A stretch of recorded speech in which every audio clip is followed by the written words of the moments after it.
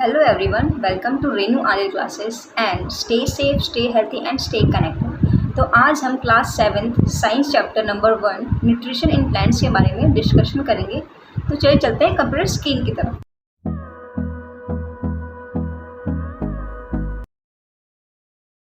Start करने से पहले हम कुछ बेसिक चीज़ देख लेते हैं, जैसे कि आप लिविंग ऑर्गेनिजम्स से क्या समझते हैं।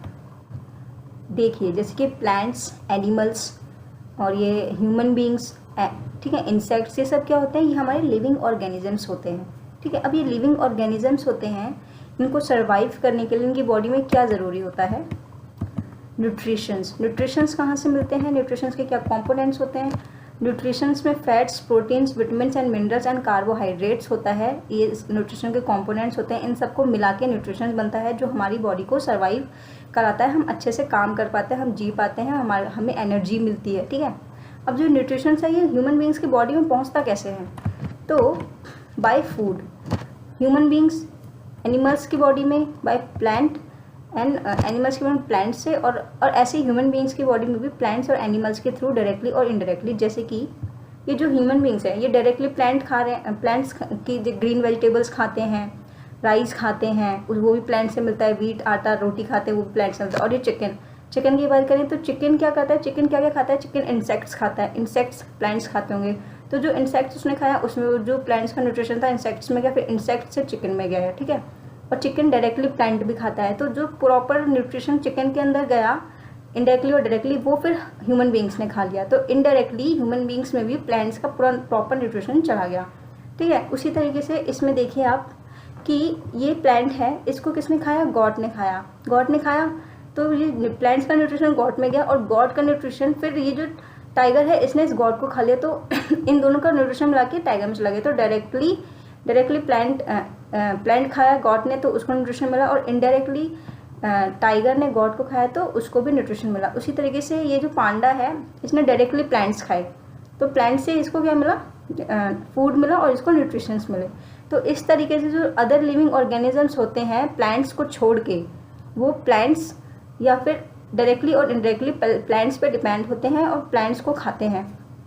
अब हम देख लेते हैं, जैसे ह्यूमन बींग्स तो फूड्स अपना इस तरीके से बनाते हैं, प्लांट से लेते हैं या इनडायरेक्टली एनिमल्स को खाते हैं। लेकिन जो प्लांट्स होते हैं, कभी आपने सोचा है कि जो प्लांट्स होते हैं उनको खाना कहाँ से मिलता है।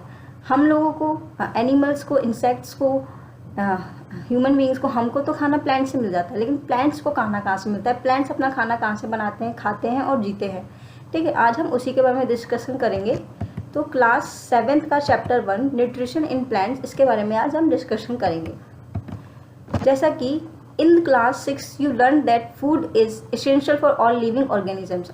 इन क्लास 6 में आपने देखा था कि जो फूड्स होते हैं वो हर लिविंग ऑर्गेनिजम्स के लिए बहुत ज़रूरी होते हैं। You also learn that carbohydrates, protein, fats, vitamins and minerals are components of foods. जैसा कि अभी हमने डिस्कशन भी किया कि ये कंपोनेंट्स ऑफ फूड्स हैं।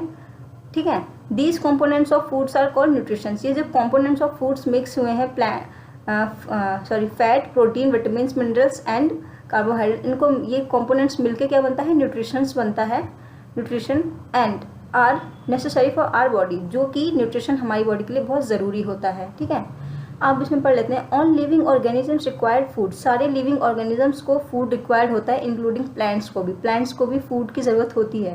ठीक है, plants can synthesise food for themselves but animals including human can not. क्या है कि प्लांट्स क्या करते हैं, सिंथेसाइज, अपना जो खाना है फूड प्रिपेयर खुद करते हैं themselves but animals including human can not. एक तो एनिमल्स और हम लोग भी, ह्यूमंस भी एनिमल्स में ही आते हैं, तो हम लोग नहीं कर सकते ये काम, लेकिन प्लांट्स अपना खाना खुद बनाता है। ह्यूमंस, एनिमल्स नहीं बना सकते अपना खाना, जो अभी मैंने आपको पीछे बताया भी कि ह्यूमंस एंड एनिमल्स को किस तरीके से खाना मिलता है प्लांट्स के थ्रू।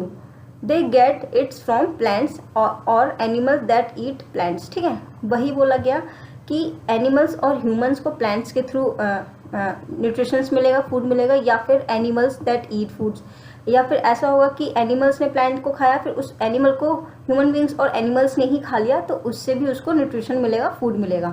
ठीक है, thus human and animals are directly और इनडायरेक्टली डिपेंड्स ऑन प्लांट्स। वही कि जो ह्यूमंस होते हैं और जो एनिमल्स होते हैं वो डायरेक्टली और इनडायरेक्टली प्लांट्स पे डिपेंड होते हैं।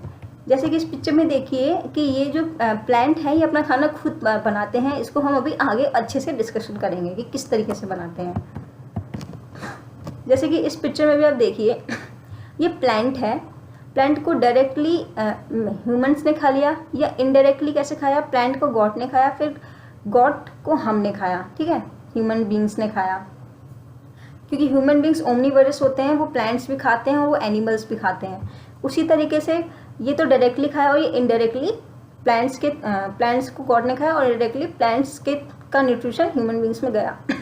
उसी तरीके से इधर देख लेते हैं, एनिमल्स की बात कर लेते हैं। ये है प्लांट, इसको पहले गॉड ने खाया, फिर गॉड को किसने खाया, लॉयन ने खाया। क्योंकि लॉयन कार्निवोरस होता है, वो एनिमल्स का ही शिकार करता है, एनिमल्स को ही खाता है। तो इनडायरेक्टली लॉयन ने भी प्लांट को ही खाया, प्लांट्स का सारा न्यूट्रिशन गॉड के अंदर गया, फिर गॉड को लॉयन ने खा लिया। तो इस तरीके से डायरेक्टली और इनडायरेक्टली हम प्लांट्स पे ही डिपेंड्स होते हैं, ह्यूमन बींग्स एंड एनिमल्स, ठीक है।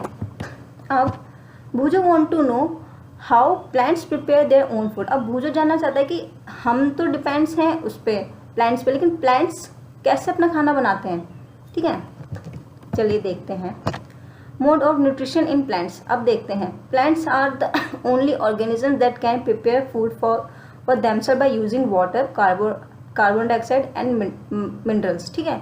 तो क्या है कि प्लांट्स अपना खाना खुद ही बनाते हैं। कैसे बनाते हैं, कार्बन डाइऑक्साइड हो गया, वाटर हो गया, मिनरल्स का यूज़ करके प्लांट्स अपना खाना बनाते हैं। The raw materials are present in their sounds. जो रॉ मटेरियल, जो इनके आसपास जो मटेरियल सब्सटेंस मिलता है, उसको ये यूज़ करके क्या करते हैं, अपना खाना बनाते हैं इस तरीके से, ठीक है। ये रॉ मटेरियल्स हैं, ये जो सॉइल हो गया, ये सनलाइट्स, ऑक्सीजन, इससे मिलके क्या करते हैं, रॉ मटेरियल यूज़ करके प्लांट्स अपना खाना खुद बनाते हैं। The nutritions enable living organisms build their bodies. Nutritions बहुत ज़रूरी होते हैं लिविंग ऑर्गेनिजम्स के लिए, उनकी बॉडी को बिल्ड करने के लिए, ठीक है।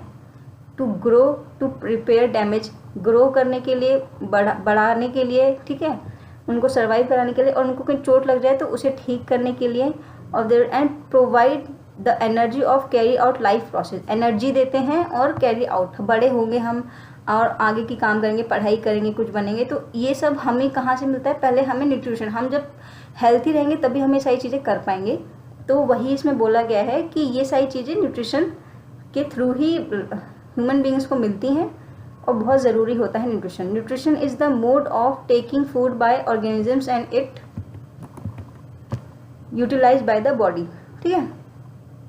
तो न्यूट्रिशंस हमें कहाँ से मिलते हैं, nutrition is the mode of taking food by the organisms. Nutritions वो है जो ऑर्गेनिजम्स हम लोग फूड के थ्रू लेते हैं, और क्या होता है इससे, ये हमारी बॉडी यूटिलाइज करती है उस न्यूट्रिशंस को, ठीक है। The mode of nutrition in which organisms make food themselves from simple substance is called autotrophic. तो यहाँ पे ये बोला गया है कि जो ऑर्गेनिजम्स अपने आप देमसेल्व्स सिंपल सब्सटेंस यूज़ करके खाना बनाते हैं, उसको हम कहते हैं ऑटोट्रॉपिक। ऑटो मतलब सेल्फ एंड ट्रॉपिक मतलब नरिशमेंट, आसपास की चीज़ों को लेके जो खाना बनाते हैं उसको हम ऑटोट्रॉपिक कहते हैं, और उससे हमें न्यूट्रिशन मिलता है। Therefore plants are called autotrophic, क्योंकि हमने अभी पढ़ा कि जो प्लांट्स होते हैं वो अपने आप खाना बनाते हैं, तो प्लांट्स हमारे क्या होते हैं, ऑटोट्रॉपिक होते हैं। उसी तरीके से animals and most other organisms take in food prepared by the plant. अब क्या होता है कि जो एनिमल्स एंड अदर जो ह्यूमन ऑर्गेनिज्म, लिविंग ऑर्गेनिजम्स होते हैं, वो क्या करते हैं कि वो प्लांट्स से अपना खाना लेते हैं। तो यहाँ पे क्या बोला गया है, दे आर कॉल्ड हेट्रोट्रॉपिक। हेट्रोज मतलब अदर एंड टॉपिक मतलब नरिशमेंट। तो क्या हमने देखा कि ऑटोट्रॉपिक वो होते हैं जो खुद से खाना बनाते हैं, और हेट्रोट्रॉपिक्स वो होते हैं जो दूसरों पर डिपेंड होते हैं, जैसे प्लांट्स को लेके वो अपना फूड बनाते हैं। इस पिक्चर से हम और अच्छे से समझेंगे। जैसे कि ये ऑटोट्रॉपिक है, ये प्लांट्स हैं, ये आसपास के सिंपल सब्सटेंस यूज़ करके अपना खाना खुद बना रहे हैं, they make their own food. वहीं पे जो एनिमल्स और जो ह्यूमन बींग्स होते हैं वो हेट्रोट्रॉपिक्स होते हैं। क्यों? क्योंकि वो प्लांट्स को ही खाते हैं और उसके बाद उनको नरिशमेंट्स मिलते हैं। They consume foods made by the autotrophic. Autotrophic क्या होते हैं? प्लांट्स को उन्होंने खाया और इससे इनको न्यूट्रिशंस मिला। उसी तरीके से ह्यूमंस भी होते हैं, इंसेक्ट्स, तो ये सब क्या होते हैं? ये होते हैं हेट्रोट्रॉपिक, और ये जो प्लांट्स होते हैं वो होते हैं ऑटोट्रॉपिक। अब हम पढ़ लेते हैं। पहली want to know why our body can not make food from carbon dioxide, water and minerals like plants too. अब पहेली बोल रही है कि हमारी body carbon dioxide, water and mineral से प्लांट मतलब खाना क्यों नहीं बना सकते जैसे प्लांट्स बनाते हैं। तो सबसे पहले हमें ये देखना पड़ेगा कि जो प्लांट्स होते हैं वो किस तरीके से carbon dioxide, water and mineral से खाना बनाते हैं, जिससे हमें ये पता चल जाएगा कि पहेली को ये पता चल जाएगा कि ह्यूमन बींग्स वैसा खाना बना क्यों नहीं सकते। ठीक है, सबसे पहले हम देखते हैं now we may ask there where the food factories of the plants are located. सबसे पहले हम ये पता करेंगे कि जो प्लांट्स होते हैं उनकी जो फूड फैक्ट्री, फूड्स बनता कहाँ है, फूड बनता कहाँ है, प्लांट्स के कौन से पार्ट में बनता है। Where food is made in all parts of a plants और ओनली अ सर्टेन पार्ट। ठीक है, वही कि हमें पता करना है कि फूड फैक्ट्री कहाँ है, प्लांट्स के सारे, प्लांट का जो सारे पार्ट्स होते हैं उसमें फूड बनता है, कोई पर्टिकुलर जगह पर फूड बनता है, पर्टिकुलर पार्ट पे फूड बनता है। How do plants obtain the raw material from the surroundings. अब ये भी जो पहेली को ये भी देखना है हमें कि जो प्लांट्स होता है वो जो रॉ मटेरियल आसपास से लेता है वो कैसे लेते हैं, कैसे पहुंचता है उस तक। ठीक है, how did they transport them food factories of plants. ठीक है, किस तरीके से जो रॉ मटेरियल है वो फूड फैक्ट्री तक पहुंचता है और खाना बनता है। चलिए इसके आंसर्स देख लेते हैं अब।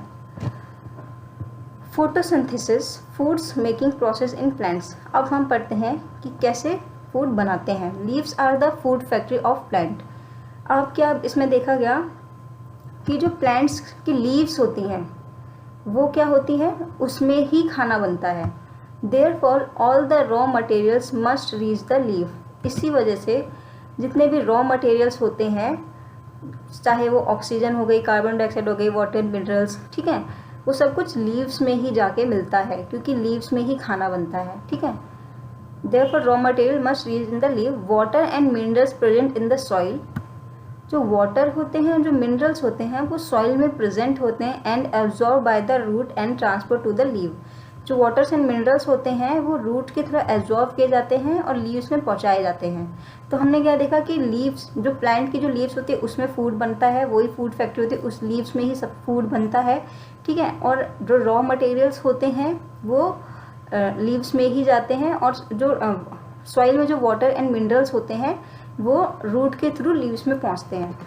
अब हम देखते हैं कि कार्बन डाइऑक्साइड लीव्स में कैसे जाती है। तो जो carbon dioxide from air is taken in through the tiny pores present of the surface of the leave. देखिए ये लीव है, ठीक है, इसमें टाइनी पोर्सेज होते हैं, ये हमारा पोर्स है, ठीक है, टाइनी पोर्सेज होते हैं, उसमें एयर के थ्रू कार्बन डाइऑक्साइड जाता है। इसे पूरा पढ़ते हैं, क्या लिखा है, the tiny pores present on the surface of the leave, these pores are surrounding by guard cells. अब क्या ना कि इस पोर्स के आसपास ना ये गार्ड सेल्स होते हैं इस तरीके से, ये पिक्चर के बुक में के हुए ना, ये जो ये है ना ये आपके गार्ड सेल्स हैं। इन पोर्सेज के आसपास गार्ड सेल्स होते हैं। सच पोर्सेज आर कॉल्ड स्टोमाटा। जो टाइनी पोर्सेज होते हैं उसे हम स्टोमाटा कहते हैं और वो लीव में प्रेजेंस होते हैं। उसके थ्रू जो कार्बन डाइऑक्साइड है एयर के थ्रू उस पोर्सेज में जाती है और कार्बन डाइऑक्साइड लीव्स को ऐसे मिलता है। ठीक है, तो हमने क्या देखा कि कार्बन डाइऑक्साइड कैसे जाता है, पोर्सेज में जो कार्बन डाइऑक्साइड है एयर के थ्रू जाता है और जो पोर्सेज होते हैं उसको हम स्टोमाटा कहते हैं और स्टोमाटा के आसपास क्या होता है, गार्ड सेल्स प्रेजेंस होते हैं। भूजो want to know how water and minerals absorbed by root reach the leave. अब जो भूजो जानना चाहता है कि जो लीव्स के अंदर रूट के थ्रू वाटर एंड मिनरल्स कैसे पहुंचते हैं, तो देख लेते हैं। Water and minerals are transported to the leave by vessel which runs like pipe throughout the root, the stem, the branch and the leaves. ठीक है, इसमें क्या बोला गया है कि जो लीव होती है वो वाटर एंड मिनरल्स कैसे लेती है, विसल के थ्रू। ये आप पिक्चर देख रहे होंगे, ये जो पाइप है ना ये पाइप का काम कर रहा है, ये विसल ही है, ये पाइप की तरह जाती है स्टेम्स में, ब्रांचेस में एंड लीव्स में, पाइप की तरह रूट से वाटर एंड मिनरल्स लीव्स तक पहुंचते हैं।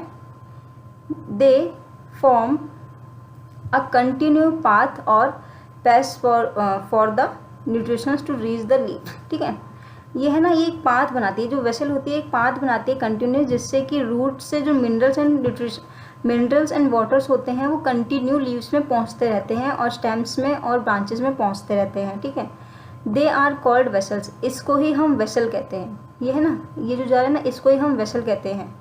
ठीक है, you will learn more about transport of minerals in plants in class 11। ठीक है, सॉरी चैप्टर 11। तो चैप्टर 11 में आप देखेंगे और इसके बारे में कि किस तरीके से मिसल काम करती है। अब ये आपके उसमें एक बॉक्स है, इसको पढ़ लेते हैं सेल्स के बारे में। You have seen that buildings are made of bricks. आपने देखा जो बिल्डिंग्स बनती हैं वो एक एक ईंट को मिला के बनती हैं, ठीक है। Similarly the bodies of living organisms are made up of tiny units called cells.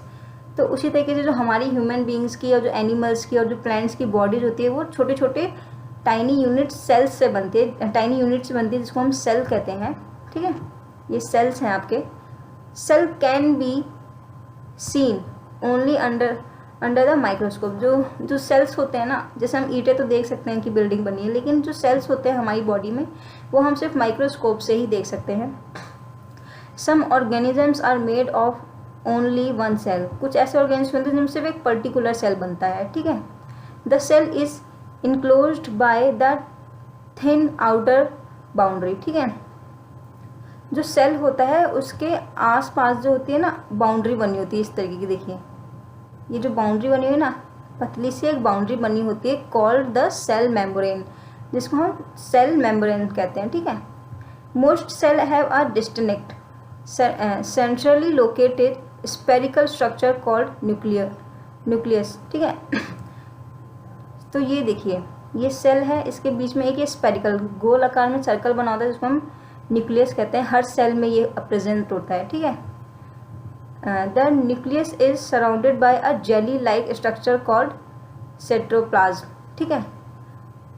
तो देखिए अब इसने बोला कि न्यूक्लियर है ये, इसके आस ये न्यूक्लियस है आपका और इसके आसपास ये जेली लाइक सब्सटेंस है जिसको हम क्या कहते हैं, साइटोप्लाज्म, ठीक है। तो हमने क्या देखा कि एक तो हम पहले तो हमने ये देखा कि जो ब्रिक्स होती हैं वो हर एक एक ईंट को मिला के एक बड़ी सी बिल्डिंग बनती है। उसी तरीके से जो लिविंग ऑर्गेनिजम्स की बॉडीज़ होती हैं वो टाइनी यूनिट्स से बनती हैं जिसको हम सेल कहते हैं। एक छोटे छोटे सेल को मिला के लिविंग ऑर्गेनिजम्स की बॉडी बनती है। कुछ ऐसे भी ऑर्गेनिजम्स होते हैं जिनमें सिर्फ एक सेल ही होता है जिससे वो बनती है। और क्या देखा हमने कि आसपास और जो हमारे जो सेल होते हैं हमारी बॉडी में जो सेल होते हैं उसको हम माइक्रोस्कोप से ही देख सकते हैं। और जो सेल होते हैं उनके आसपास थिन बहुत छोटी छोटी बॉडी वो बनी होती है जिसको हम सेल मेम्ब्रेन्स कहते हैं। अब जो सेल होते हैं उसके अंदर बीचों बीच एक गोल आकार का कुछ सब्सटेंस होता है, उसको हम क्या कहते हैं, न्यूक्लियस कहते हैं। और जो न्यूक्लियस होता है जो सेल है उसके बीच में ये छोटा सा सब्सटेंस है गोल आकार का। और जो इस गोल आकार के आसपास क्या होता है, एक जेली लाइक स्ट्रक्चर होता है, सब्सटेंस होता है जिसको हम कहते हैं साइटोप्लाज्म, ठीक है। तो ये होता है सेल। अब देख लेते हैं आगे। पहेली wants to know what is so special about the leaf that they can synthesize food but other parts of the plants cannot। अब पहेली ये जानना चाहती है कि ऐसा लीव में ही क्या है जो वही फूड बना सकती है और अदर प्लांट्स पार्ट जो होते हैं प्लांट्स के वो क्यों नहीं बना सकते। आइए देखते हैं। The leave have a green pigment called chlorophyll. Leave के ही पास एक ग्रीन पिगमेंट होता है जो क्लोरोफिल होता है। इस पिक्चर में आप देखिए, ये लीव को थोड़ा सा और जूम करके मैंने दिखा दिया। तो जो ये चीज़ें होती है ना, ये ग्रीन पिगमेंट, ये क्लोरोफिल होता है जिसकी वजह से it help leaves to capture the energy of sunlight. जो क्लोरोफिल होता है वो क्या हेल्प करता है, लीव को सनलाइट को खींचने में, कैप्चर करने में हेल्प करता है। This energy is use to synthesize मतलब prepare food from carbon dioxide and water. जो ये जो क्लोरोफिल होता है ये एनर्जी खींचता है सन की, और जिससे क्या हेल्प होती है कि कार्बन डाइऑक्साइड एंड वाटर के साथ ये जो सन की एनर्जी है इससे फूड बनाने में आसानी होती है। Since the synthesize of foods occurs in the presence of the sunlight it is called photosynthesis. अब इसमें ये बोला गया है जो फूड सनलाइट के प्रेजेंस में बनता है उसको हम क्या कहते हैं, फोटोसिंथेसिस कहते हैं, ठीक है। सिंथेसाइज होता है, प्रिपेयर होता है जो फूड सनलाइट के प्रेजेंस में, उसको हम फोटोसिंथेसिस कहते हैं। तो क्या हुआ कि carbon dioxide and water plus सूरज की जो एनर्जी होती है वो भी ज़रूरी होती है एक लीव को फूड बनाने के लिए, और इस पूरे प्रोसेस को हम क्या कहते हैं, फोटोसिंथेसिस। अब देख लेते हैं, फोटो मतलब लाइट एंड सिंथेसिस मतलब टू कंबाइन क्या हुआ, कार्बन डाइऑक्साइड, वाटर एंड जो सूरज की एनर्जी, इन सबको कंबाइन करके लाइट के साथ इन सबको कंबाइन करके ये क्या बन गया, photosynthesis. So we find that chlorophyll sunlight, carbon dioxide and water are necessary to carry out the process of photosynthesis. तो बहुत ज़रूरी है, क्या ज़रूरी है, अगर क्लोरोफिल नहीं होगा तो सन की एनर्जी लीव तक नहीं पहुंचेगी, और जब तक एनर्जी लीव तक नहीं पहुंचेगी तो कार्बन डाइऑक्साइड एंड वाटर के साथ वो फूड नहीं बना पाएगी। तो यही है कि इन सब का होना बहुत ज़रूरी है। क्लोरोफिल का होना बहुत ज़रूरी है क्योंकि एनर्जी वो कैप्चर करेगा सूरज की।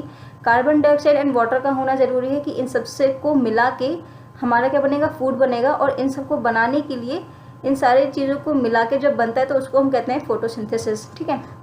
It is unique process on the earth. The solar energy is captured by the leave and stored in the plants in the form of food. ये एक यूनिक प्रोसेस है। ह्यूमन बींग इस तरीके से energy खींच के और कार्बन डाइऑक्साइड लेके फूड नहीं बना सकते। सिर्फ प्लांट्स ही ऐसे हैं जो एनर्जी, सूरज की एनर्जी खींच के लीव्स में स्टोर करते हैं और फूड की तरह एक खाना बनाते हैं। ये एक यूनिक प्रोसेस है। कार्बन डाइऑक्साइड, वाटर एंड सूरज की एनर्जी से जो खाना बनता है वो सिर्फ प्लांट्स ही बना सकते हैं।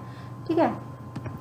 दूस sun is the ultimated source of energy for the living organism, जिसकी वजह से जो सन होता है एक अल्टीमेटली सोर्स होता है लिविंग ऑर्गेनिजम्स के लिए। ठीक है। अब देख लेते हैं आगे। जैसे अब इस पिक्चर में भी देख लीजिए, ये हमारी क्लोरोफिल है। क्लोरोफिल जब लीव में होगा तो ही सन के थ्रू जो उसकी लाइट है वो क्लोरोफिल की हेल्प से ही लीव कैप्चर कर पाती है। फिर carbon dioxide and water and mineral से ये फूड बनता है। ठीक है।